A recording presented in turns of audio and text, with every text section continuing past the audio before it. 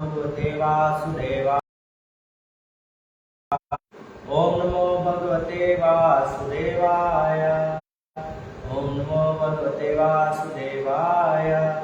नारायणं नमस्कृत्यं नरं चैव नरोत्तमं देवीं सरस्वतीं व्यासं ततो जयमुदीरये। नष्टप्रायेषु अभद्रेषु नित्यं भागवत सेवया भगवते उत्तम श्लोके भक्तिर्भवति नैष्ठिकी। ओम अज्ञानतिमिरान्धस्य ज्ञानाञ्जनशलाकया चक्षुरुन्मीलितं येन तस्मै श्रीगुरुवे नमः। श्रीचैतन्यमनोभीष्टं स्थापितं येन भूतले स्वयं रूपकदा मह्यं ददाति स्वपदान्तिकम्। वन्देऽहं श्रीगुरुं श्रीयुतापदकमलं श्रीगुरुं वैष्णवांश्च श्रीरूपं साग्रजातं सैगणरघुनाथामृतं तं सजीवं सावधूतं सावधूतं परिजनसहितं कृष्णचैतन्यदेवं श्रीराधा कृष्णपादान् सैगणललिता श्रीविशाखान्वितांश्च।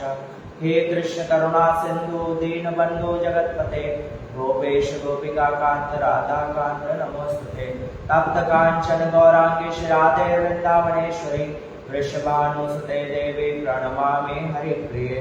वाञ्छाकल्पतरुभ्यश्च कृपा सिन्धुभ्य एव च पतितानां पावनेभ्यो वैष्णवेभ्यो नमो नमः।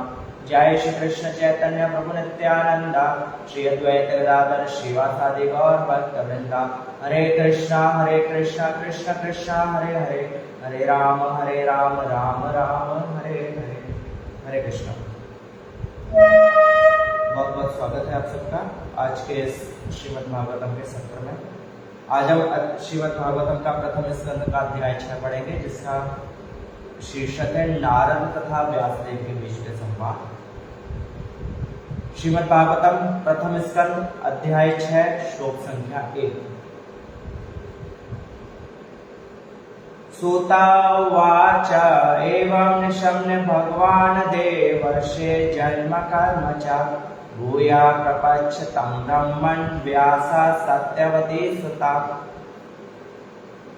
सूत गोस्वामी ने कहा, हे ब्राह्मणों, इस तरह श्री नारद के जन्म तथा कार्यकलापों के विषय में सब कुछ सुन लेने के बाद ईश्वर के अवतार तथा सत्यवती के पुत्र श्री व्यास देव ने इस प्रकार पूछा।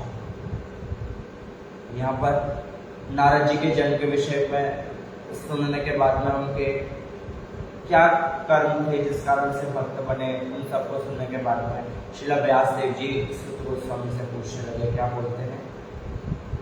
व्यासावाच भिक्षुभिर्विप्रवसते विज्ञानादेशभिस्तव वर्तमानो वयस्यादे तथा किं करोषात्तव। यहाँ पे 3 प्रश्न पूछे श्री व्यासदेव ने नारद जी से। कि पहले प्रश्न में पूछा कि आपने उन महामुनियों के चले जाने पर क्या किया जिन्होंने आपके जन्म के प्रारंभ होने से पूर्व आपको दिव्य वैज्ञानिक ज्ञान प्रदान किया था। कौन महामुनि जिनकी सेवा से आपको भक्ति मिली वो चले गए तो आपने क्या करा? ये पहला प्रश्न पूछा। दूसरा प्रश्न 3 नंबर श्लोक में पूछा। कहते हैं श्री व्यासदेव नारद जी से, स्वायंभुवकया प्रत्यावर्तितं ते परं वया कथं चेद मुदस्त्राक्षी काले प्राप्ते कलेवरम। हे ब्रह्मा के पुत्र, आपने दीक्षा लेने के बाद किस प्रकार जीवन बिताया और यथा समय अपने पुराने शरीर को त्याग कर आपने यह शरीर कैसे प्राप्त किया? इसमें 2 प्रश्न पूछे। पहला कि दीक्षा लेने के बाद में आपका जीवन कैसा था? दीक्षा यानी कि गुरु पदाश्रय के बाद में आपने अपने जीवन को कैसे व्यतीत करा और किस प्रकार से किस परिस्थिति में आपने शरीर छोड़ा जिससे आपको ये शरीर प्राप्त हुआ। प्रपात कहते हैं वास्तव में हम जो तैयारी कर रहे हैं हम जीने की नहीं, हम मृत्यु की तैयारी कर रहे हैं। क्योंकि मृत्यु के समय जो हमारी भावना रहेगी, जो चेतना रहेगी, उसी के अनुरूप हमें दूसरे जीवन में शरीर की प्राप्ति होगी। तो मृत्यु के समय हम कृष्ण भावना भावित रहे तो इसलिए पूरे जीवन तैयारी करते करते मृत्यु के समय हमें कृष्ण की प्राप्ति हो जाए उसकी हम तैयारी करते हैं। श्लोक संख्या 4 में प्रश्न पूछा, प्राकल्प विषयामेतां स्मृतिं ते मुने सतम नाहेश व्यवधात काला एषा सर्वनिराकृति। हे महामने, समय आने पर काल हर वस्तु का संहार कर देता है, अतएव कैसे संभव हुआ है कि यह विषय जो ब्रह्मा के इस दिन के पूर्व घटित हो चुका है अब भी आपकी स्मृति में काल द्वारा अप्रभावित जैसे का तैसा बना हुआ है। ये कैसे संभव हुआ? क्योंकि काल का एक गुण है, काल स्मृति को हास करता है। काल स्मृति का हास करके विस्मृति प्रदान करता है, भुलाकर कुछ याद और स्मरण शक्ति को छीन करता है।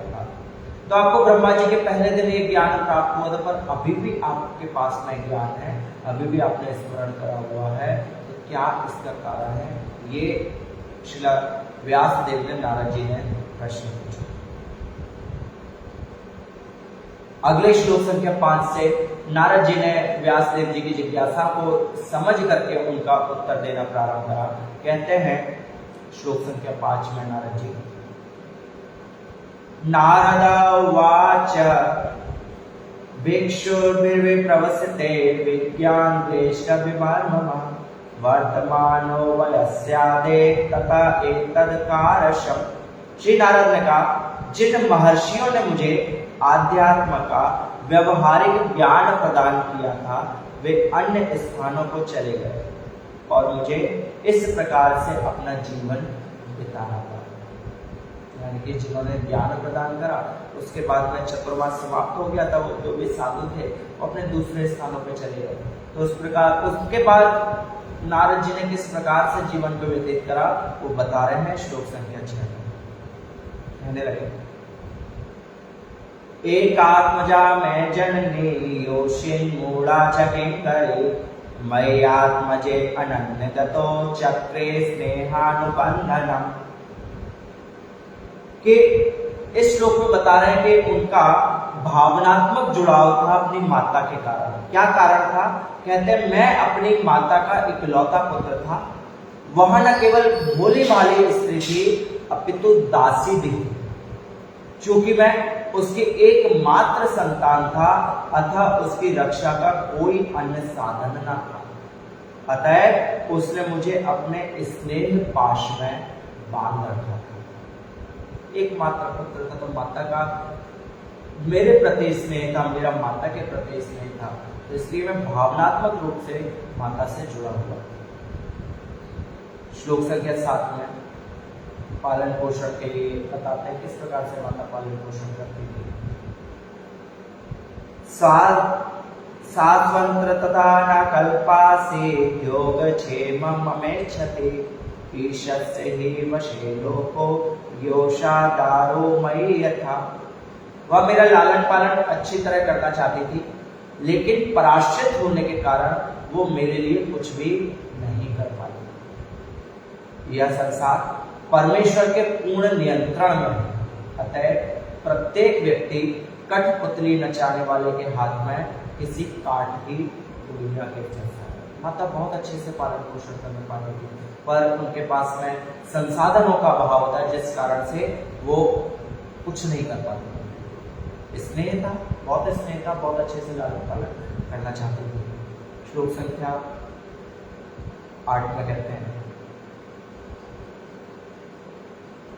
अहम चाता ब्रह्मकुले ऊषिं वास्तदुपेक्षया दिग्देश काल व्युत्पन्नो बालका पंचहायना। जब मैं केवल 5 वर्ष का बालक था तो एक ब्राह्मण की पाठशाला में रहता था। मैं अपनी माता के स्नेह पर आश्रित था और मुझे विभिन्न क्षेत्रों में कोई भी अनुभव नहीं था।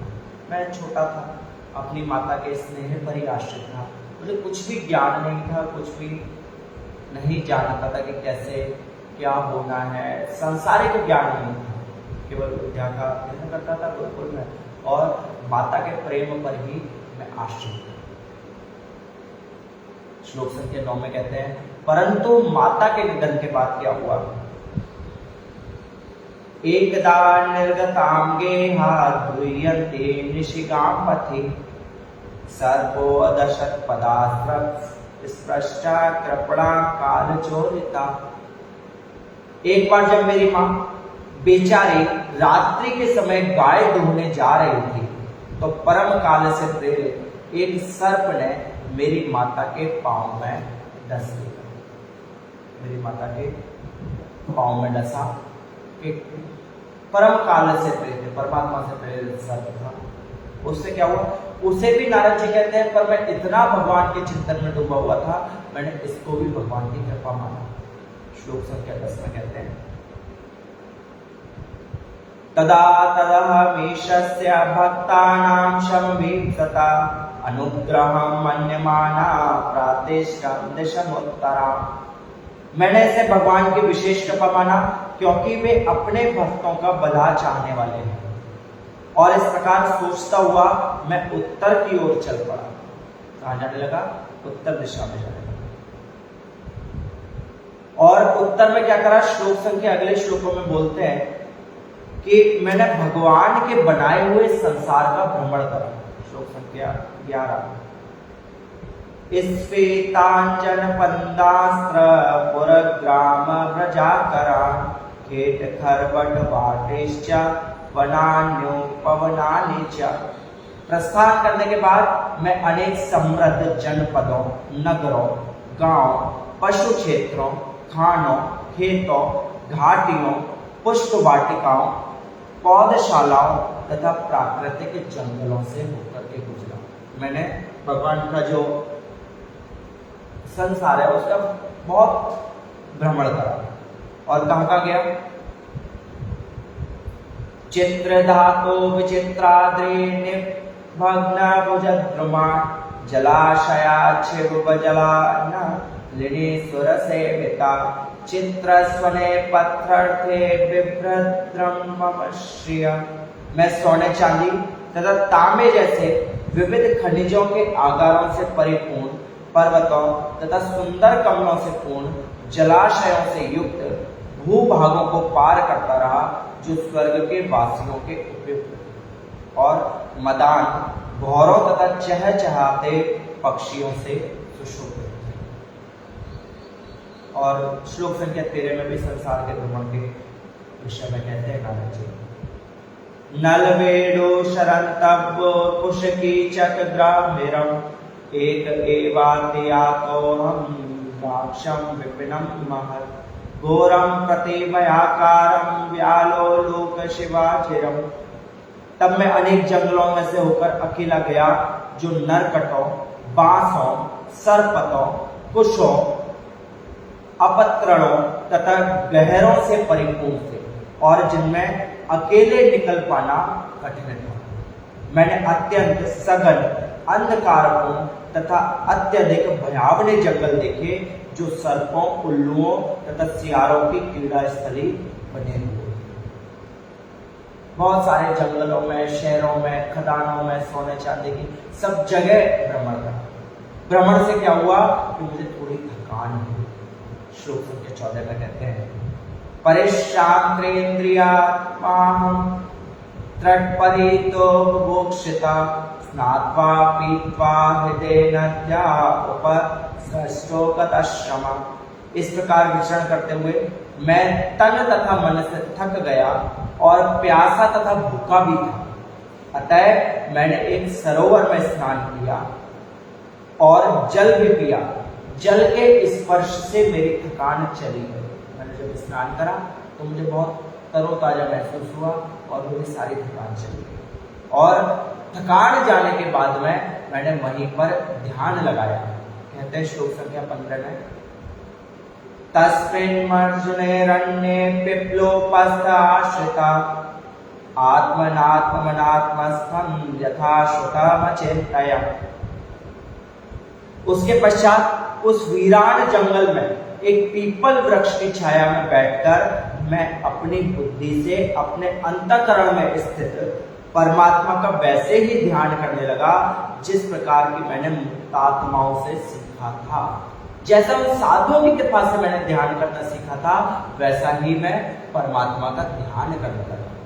श्लोक संख्या 16 में बोलते हैं कि उस ध्यान का प्रभाव क्या हुआ कि भगवान का प्राकट्य हुआ। कैसे? ध्यायतश्वर्णाम्भोजं भावनिर्जित चेतसा औदकण्ठया शुक्लाक्षस्य दतासि मे शने हरि। जो ही मैंने अपने मन को दिव्य प्रेम में लगाकर भगवान के चरण कमलों का ध्यान करने लगा, मेरे नेत्रों से आंसू बहने लगे और भगवान श्री कृष्ण बिना विलंब किए मेरे हृदय कमल में प्रकट हो गए। भगवान कृष्ण प्रकट हो गए मेरे हृदय कमल में। कब? जब मैंने मन को दिव्य प्रेम से ध्यान लगाया। ऐसे नहीं केवल ध्यान लगाने गए कि एकाग्र नहीं हो पा रहे, ध्यान नहीं भटक रहा है, उन्होंने प्रेम से ध्यान लगाया, तब जाकर के हृदय में भगवान प्रकट। दर्शन करा। कैसे दर्शन करा? 16 श्लोक के बाद 17वें श्लोक में बोलते हैं, प्रेमातिवर निर्भग्न पुलकांगो अतिनिव्रता आनंद सप्लवे लीनो नापश्यमुभयं मुने। हे व्यास जी, उस समय प्रसन्नता की अनुभूति होने के कारण मेरे शरीर का अंग प्रत्यंग पुलकित होता। आनंद के सागर में निमग्न होने के कारण मैं अपने आप को और भगवान को भी ना देख सका। मैं इतना आनंद में हो गया कि दर्शन करते ही मैंने नेत्र बंद कर दिए, भगवान को भी नहीं देखा। इतना एक झलक पाकर ही आनंदित हो गया। जब मैंने नेत्र बंद करे तो दर्शन समाप्त हो गए, भगवान अप्रगट हो गए। कैसे?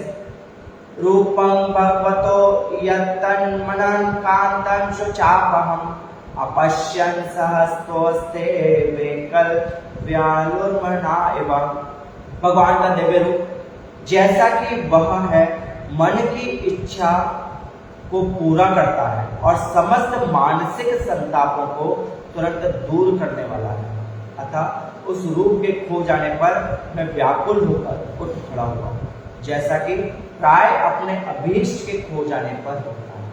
जब उसका दर्शन हो गया तो व्याकुल होकर खड़ा होगा। और मैं इधर उधर देखने लगा कि कहीं भगवान का दर्शन हो पाया, पर भगवान का दर्शन नहीं हो पाया। श्लोक संख्या 19 में कहते हैं, दिदक्षुस्तदहम्भूय प्राणिधाय मनोहदे वीक्षमाणो अपि नापश्यमं विवृत्तवातुरा। मैंने भगवान के इस दिव्य रूप को पुनः देखना चाहा, लेकिन अपने हृदय में एकाग्र होकर उस रूप का दर्शन करने के सारे प्रयासों के बावजूद मैं उन्हें फिर से ना देख सका। इस प्रकार असंतुष्ट होने पर मैं अत्यधिक संतप्त हो गया। मैं बहुत असंतुष्ट हुआ, इधर उधर देखने का प्रयास करने लगा कि कहीं भगवान दर्शन दे दें, तो भगवान का दर्शन नहीं। जब मेरे प्रयास को देखा तो भगवान प्रसन्न हो गए।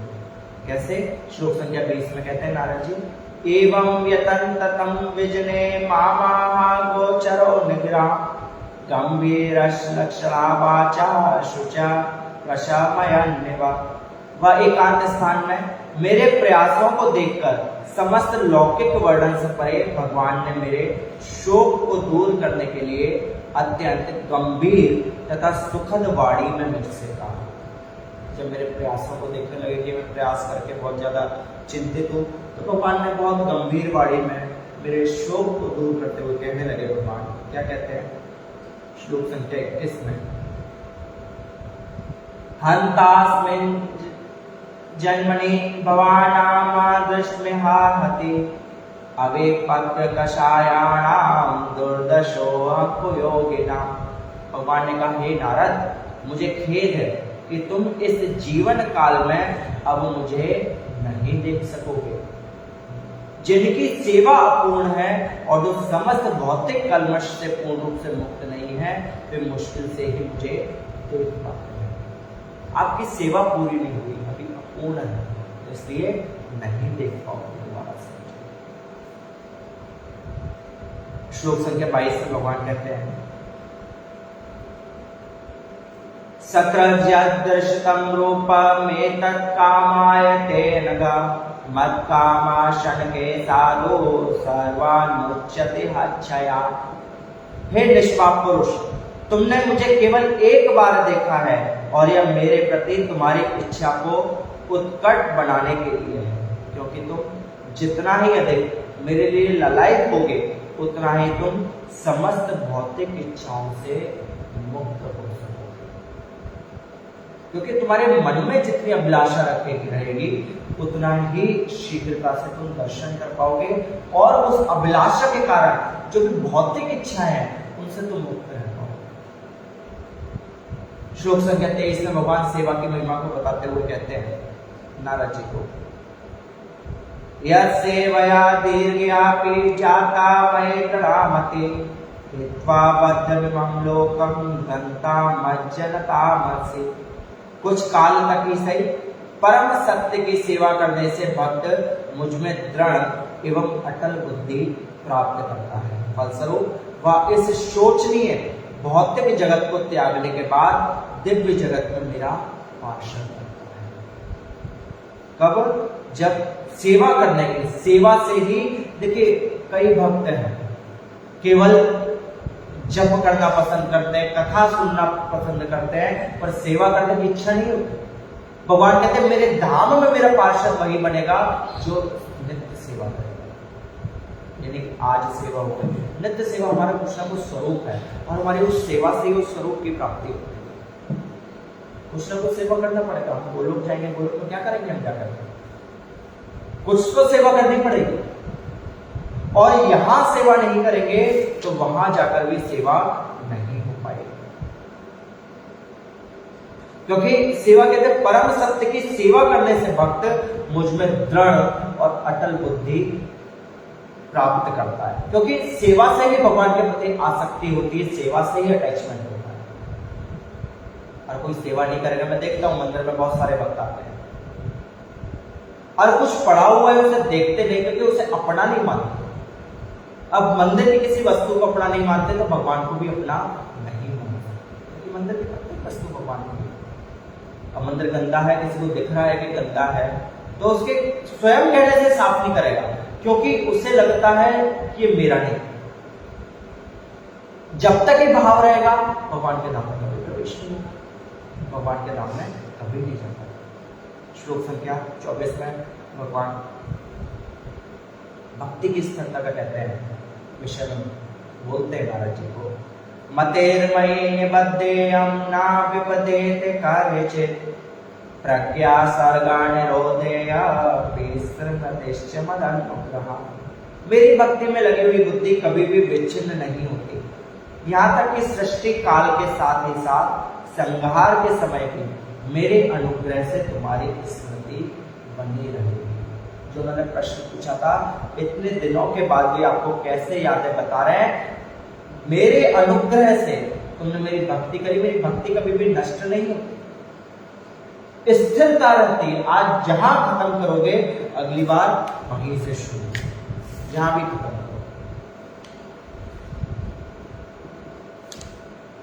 श्लोक संख्या 25 में इतना कहकर के भगवान अपने वक्तव्य को जो नारद जी को उपदेश दे रहे थे समाप्त करते हैं। कहते हैं भगवान, एतावदुक्त्यो व पररान्तर्मदा भूतं नभो लिङ्गबलिभङ्गिमीश्वरम् अहं च तस्मै मातामहीयसे विश्वावनामृते अनुकंपता। तब शब्द से व्यक्त तथा नेत्रों से अदृश्य उन नितांत आश्चर्यमय परम पुरुष ने बोलना बंद कर दिया। मैंने कृतज्ञता का अनुभव करते हुए शीश झुकाकर उन्हें प्रणाम किया। क्योंकि बोलते थे कि बाद में केवल वाणी सुनाई दे रही थी, भगवान का दर्शन नहीं हो रहा था। दर्शन पहले हुआ, पर दर्शन की जो अभिलाषा थी, दर्शन के लिए जो लोलुप थे नारद जी, उससे भगवत वाणी सुनाई। और दर्शन के लिए लोलुप नहीं होते तो भगवत वाणी भी नहीं सुनाई। श्लोक संख्या 26 में नारद जी कहते हैं श्री व्यासदेव से नाम जप के निरंतरता के विषय में, नामान्यहन्तस्य क्षतत्रप्य पठन् गुहाणि भद्राणि कृतानि च स्मरन् गां पर्यटस् दुष्मनागत स्त्रिया कालम प्रतीक्षण विविधो विवत्सरा। इस प्रकार भौतिक जगत की समस्त औपचारिकताओं की उपेक्षा करते हुए मैं बारंबार भगवान के पवित्र नाम तथा यश का कीर्तन करता रहा। भगवान की दिव्य लीलाओं का ऐसा कीर्तन एवं स्मरण कल्याणकारी होता है। इस तरह मैं पूर्ण रूप से संतुष्ट, विनम्र तथा ईर्ष्या देश रहित होकर सारी पृथ्वी पर विचरण करने लगा। भगवत वाणी का भगवान का जब वक्तव्य समाप्त हुआ, मैंने क्या काम करा? मैंने भगवान नाम का कीर्तन प्रारंभ करा। कैसे? निरंतरता से और पूरी पृथ्वी पर नाम कीर्तन करते हुए विचरण करते। कहते हैं आगे अपनी मृत्यु के विषय में बताते हैं नारद जी श्री व्यासदेव को। एवं कृष्णमते ब्रह्मन्नास्यत्यात्मलात्मना कालं प्रादुर्भूतकाले तडेयत्सोतमणि यथा। और हे ब्राह्मण व्यासदेव, इस तरह मैंने कृष्ण के चिंतन में पूर्णतया निमग्न रहते हुए तथा किसी प्रकार की आसक्ति न रहने से समस्त भौतिक कलुष से पूर्ण रूप से मुक्त हो जाने पर यथा समय मृत्यु पाई। जिस प्रकार बिजली गिरना तथा प्रकाश पहुंचना एक साथ, क्योंकि काल है, काल के जो भौतिक जगत में आया है तो काल का प्रभाव होगा ही। जिसने जन्म लिया है उसकी मृत्यु होगी। भले नाम जब की निरंतरता थी पर उन्होंने मृत्यु को प्राप्त हुए, पर मृत्यु साधारण मृत्यु नहीं थी। उस मृत्यु के परिणाम से क्या हुआ? श्लोक संख्या 28 में नारद जी कहते हैं श्री व्यासदेव को, प्रयोज्यमाने मयितां शुद्धां भागवतीं तनु आरब्ध कर्म निर्वाणो न्यपतत पांच भौतिका। भगवान के पार्षद के लिए उपयुक्त दिव्य शरीर पाकर मैंने 5 भौतिक तत्वों से बने शरीर को त्याग दिया और इस तरह कर्म के सारे अर्जित फल समाप्त हो गए। जो मृत्यु हुई, मृत्यु में उन्हें आध्यात्मिक शरीर की प्राप्ति हुई। साधारण मृत्यु नहीं थी। कैसी मृत्यु थी? आध्यात्मिक शरीर को प्रदान करने वाली मृत्यु। और कहते हैं श्लोक संख्या 29 में पिछले कल्प के विषय में बताते हैं, कल्पांत इंद्र मादाय शयाने स्तुतन्वता शिशैशोरण प्राणम विवशे अंतराम विभो। कल्प के अंत में जब भगवान नारायण प्रलय के जल में लेट गए, तब ब्रह्मा जी समस्त सृष्टिकारी तत्वों सहित उनके भीतर प्रवेश करने लगे और उनके श्वास के साथ मैं भी प्रवेश कर। इसकी बात बता रहे, प्रलय की बात बता रहे। प्रलय के समय सारे जीव भगवान के अंदर शरीर में प्रवेश करते हैं, भगवान सांस को खींचते हैं, सारे के सारे जीव शरीर में चले जाते हैं। श्लोक संख्या 30 में काल की घटना बताते हुए कहते हैं,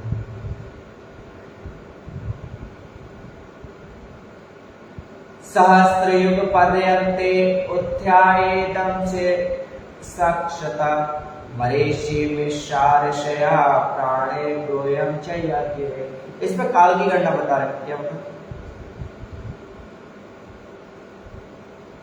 काल की गणना बता रहे हैं कितना समय तक। कहते हैं 4 अरब 32 करोड़ सौर वर्षों के बाद जब भगवान की इच्छा से ब्रह्मा सृष्टि करने के लिए जागे, तो मरीचि, अंगिरा, अत्रि इत्यादि सारे ऋषि भगवान के दिव्य शरीर से उत्पन्न हुए और उन्हीं के साथ साथ मैं भी प्रकट। जब ब्रह्मा जी के 12 घंटे पूरे हो गए, 1000 चतुर्युग 4 अरब 32 करोड़ वर्ष के बाद में जब जाके तब नारद जी का पुनः स्वागत हुआ। कहते हैं श्लोक संख्या 31 में, अंतर्बहिश्लोकानां स्त्री पर्यमटकंद प्रकार अनुग्रहान महाविष्णु विघात गतिकाचिता। तब से सर्वशक्तिमान विष्णु की कृपा से मैं दिव्य जगत में तथा भौतिक जगत के तीनों रोक टोक के सर्वत्र विचरण करता हूं, बिना रोक के। ऐसा इसलिए क्योंकि भगवान का अविच्छिन्न भक्तिमय सेवा में स्थित है। नारद जी को आवश्यकता नहीं है कि कहीं अनुमति से जाए, चाहे असुर हो, चाहे देव हो, चाहे भगवान हो, बिना अनुमति के हर स्थान पे प्रवेश कर सकते हैं। क्यों? क्योंकि भगवान की अविच्छिन्न भक्तिमय सेवा प्राप्त हुई। और कैसे सेवा प्राप्त हुई? नाम जप की निरंतरता से और उनके पूर्व जन्म के सेवा के अभ्यास से ये सेवा उन्हें प्राप्त हुई। इसलिए सेवा बहुत महत्वपूर्ण। आगे श्लोक संख्या 32 में नारद जी हरिनाम जप की महिमा का वर्णन करते हुए कहते हैं, देवदत्ता मां वीणां स्वर ब्रह्मा विभूषिता मूर्छयित्वा हरि कथां गायमान नश्वरा में हम। और इस तरह मैं भगवान की महिमा के दिव्य संदेश का निरंतर गायन करते हुए और इस वीणा को झंकृत करते हुए विचरण करता रहता हूँ, जो दिव्य ध्वनि से पूरे है, जिससे भगवान कृष्ण ने मुझे दिया था। मैं वीणा बजाता हूँ, भजन भी गाते हैं हमारे आचार्य, नारद मुनि बजाए वीणा राधिका रमण नाम। ये जप की शक्ति है कि भगवान का नाम जप करते रहते वो आराम से कहीं भी विच्छिन्नता से विचरण कर, कोई कठिनाई नहीं। श्लोक संख्या 33 में भी जप की शक्ति के विषय में नारद जी कहते हैं,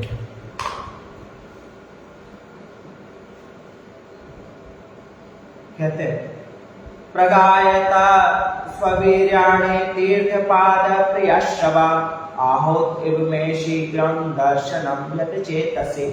जो ही मैं भगवान श्री कृष्ण की समुद्र महिमा की पवित्र लीलाओं का कीर्तन करना प्रारंभ करता हूँ, त्यों ही वे मेरे हृदय स्थल में प्रकट हो जाते हैं, मानो उनको बुलाया गया।